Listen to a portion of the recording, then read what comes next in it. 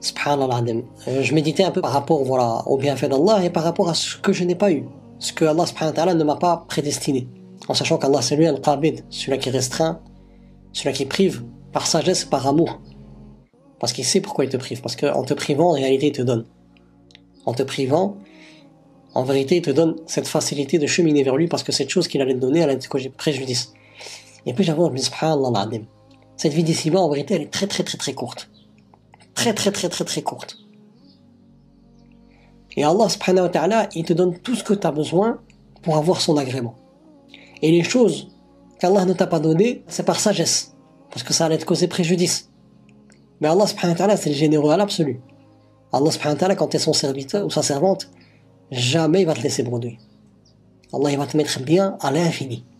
Et je me dis, subhanallah, ok, t'as pas eu telle chose, telle chose, telle chose, telle chose, mais à quoi bon? Tu peux avoir tout ce que tu veux dans cette vie d'ici-bas, tu ne pourras pas profiter. Ici, c'est une demeure d'épreuve. Le paradis, c'est une demeure de jouissance éternelle. Ici, c'est une demeure de lutte. Et là-bas, c'est une demeure de calme, d'apaisement. C'est là pour profiter. Ici, c'est une jouissance trompeuse. Et là-bas, c'est Darul Qarar, la demeure de l'éternité. Ici, c'est une demeure changeante. Il n'y a rien qui est stable. Là-bas, c'est la demeure de la stabilité. La stabilité, et les choses ne font que devenir meilleures. Et tu prends conscience que cette vie ici-bas, en dehors de cette relation avec Allah intime, il n'y a rien qui en vaut la peine. Et la vraie privation, c'est être privé d'Allah. Parce que si je suis privé d'Allah, je suis privé de tout, parce que tout est entre les mains d'Allah. Et si, alhamdulillah, je vis avec Allah, je ne peux pas être privé en fait. Si vous êtes les serviteurs d'Allah, alhamdulillah, vous serez comblés par Allah. Ceux qui n'ont pas eu d'enfants, ceux qui n'ont pas eu de diplôme, ceux qui n'ont pas eu la bonne santé, etc. Alhamdulillah sera comblé par Allah éternellement. Donc Allah subhanahu wa ta'ala, quand il te fera rentrer au paradis, la première chose qu'on va dire c'est Alhamdulillah alladhi adhaba anna al-hazan. Louange à Allah qui a dissipé de nos cœurs toutes les mauvaises choses, les souffrances, etc., les manquements qu'on a vécus, etc. Et au paradis, Allah il nous aura tout ce qu'on désire.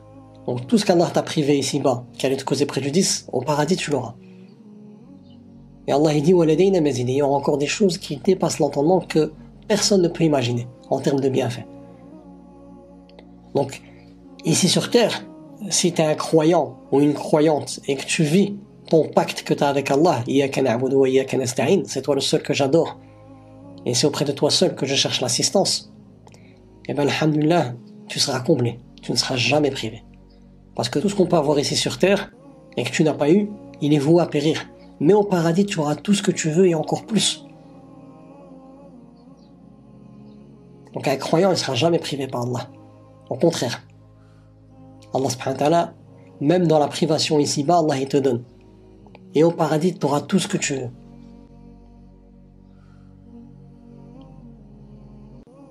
Et là, subhanallah, moi, ça me soulage. Et c'est beau, wallah, c'est beau. C'est très très très beau. Combien de personnes handicapées qui ne marchent pas, mais qui ne voient pas, qui n'entendent pas, qui ont des problèmes de vessie, etc.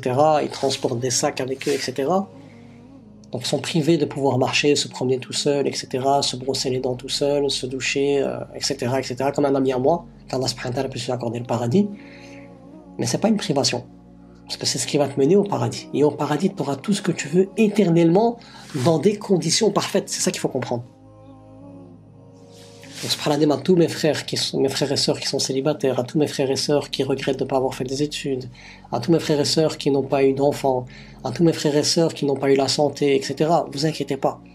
Tant que vous savez et vous prenez conscience que Rabbi il est là, et que Rabbi ce qu'il a choisi pour vous c'est le meilleur, Allah subhanahu wa ta'ala, il vous accordera encore meilleur que ce que vous voulez et vous serez satisfait du décret divin. Même dans Surat al-Duha, Allah dit au prophète وَلَسَوْفَ يُعْطِيكَ رَبُّكَ فَتَرْضَى. Ton Seigneur t'accordera et tu seras certes satisfait. C'est la même chose pour nous. Et là tu dis la ilaha illallah. En réalité, voilà, tout ce que je peux ressentir comme souffrance de la privation, en réalité, ça rentre dans les plans divins pour m'expier mes péchés et pour me permettre de ne pas avoir d'obstacle entre moi et Rabbi, pour me permettre d'avoir accès à un paradis éternel. Et cette souffrance que je subis de cette privation, le jour où Allah me permettra de rentrer au paradis, elle va être effacée de mon cœur comme si je l'ai jamais vécu, et je serai éternellement bien au paradis.